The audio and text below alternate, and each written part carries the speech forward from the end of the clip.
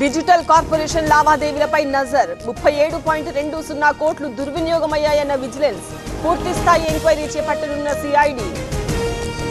కొలికపూడి అంశంపై అధిష్టానం focus Tiruvuru party వ్యవహారాల పరిశీలన కేసినేని చిన్ని రఘురాం మంతనతో కమిటీ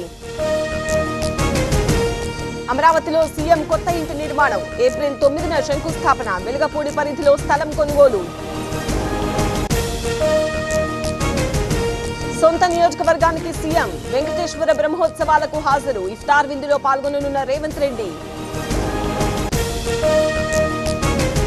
గోపాలపట్నం టు కంచెరపాలెం పాదయాత్ర చేపట్టిన గణబాబు టీడీపీ ఆవిర్భావ దినోత్సవం వేళ జెండాల ఆవిష్కరణ ప్రధాన ప్రాజెక్టుల్లో అడుగంటుతున్న జలాలు శ్రీశైలం నాగార్జున సాగర్ లో డేంజర్ బెల్స్ సాగునీటికి పొంచి ఉన్న ముప్పు మీతో పని చేసినందుకు చాలా సంతోషంగా ఉంది. మీరే బెస్ట్ బాస్. ఇప్పటి వరకు మేనేజర్గా ఉన్నాను, ఇప్పుడు బాస్ అవుతాను. ఎలా? బాస్ వాలా బీ ద బాస్. బెల్లంపల్లిలో దొంగల బీభత్సం ఓ ఇంట్లో 30 తులాల బంగారం అపహరణ కిలోన్నర వెండి దొంగతనం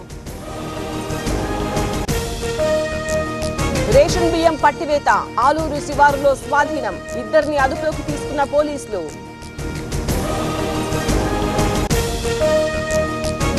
కుళ్ళిన పండ్లు రిఫ్రిజిరేటర్లో ఈగలు రెస్టారెంట్లు జ్యూస్ సెంటర్స్ లో గలీజ్ గచ్చిబౌలిలో అధికారుల తనిఖీలు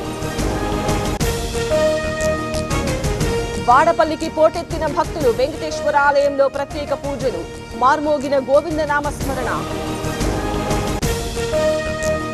నిప్పులు కురిపిస్తున్న భానుడు తెలంగాణలో పెరిగిన వడగాల్పుల తీవ్రత పలు జిల్లాలకు ఆరెంజ్ అలర్ట్ జారీ ఓఎంసీ కేసులో ముగిసిన విచారణ మే 6న సిబిఐ కోర్టు తుది తీర్పు 13 ఏళ్లుగా కొనసాగిన ఎంక్వైరీ మీడియా ప్రపంచంలో కొత్త ట్రెండ్ టీవీ9 కాంక్లేవ్ పై ప్రధాని మోదీ ప్రశంసల జల్లు మిగతా ఛానల్స్ ఆ బాటలో నడవాల్సిందేనన్న మోదీ భారత్ 5వ అతిపెద్ద ఎకానమీగా ఎదిగింది ఐఎంఎఫ్ లెక్కల ప్రకారం జీడీపీ రెట్టింపైంది 25 కోట్ల మంది పేదరికం నుంచి బయటపడ్డారన్న మోదీ గరిష్ట స్థాయికి పుత్తడి ధర 92,150కి చేరిన బంగారం 1100 పెరిగిన తులం విలువ చెన్నైపై బెంగళూరు విజయం 50 పరుగుల తేడాతో గెలుపు చపాక్ స్టేడియంలో 17 ఏళ్ల తర్వాత సీఎస్కేపై విక్టరీ